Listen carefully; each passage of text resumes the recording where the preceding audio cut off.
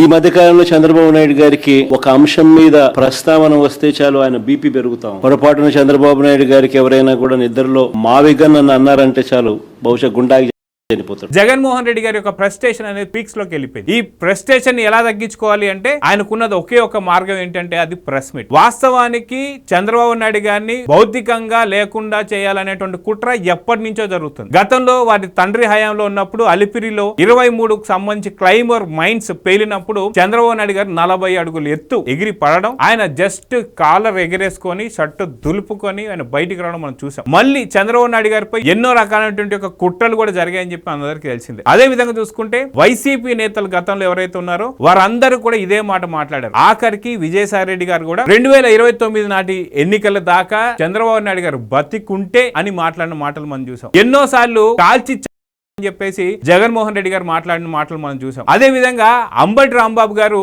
లా భాష మాట్లాడుతూ వారు వస్తే కూడా మాట్లాడిన మాటలు మనం చూసాం. ఇలాగా వైసీపీ నేతలు అందరితో ఇలాంటి మాటలు మాట్లాడిస్తున్నా సరే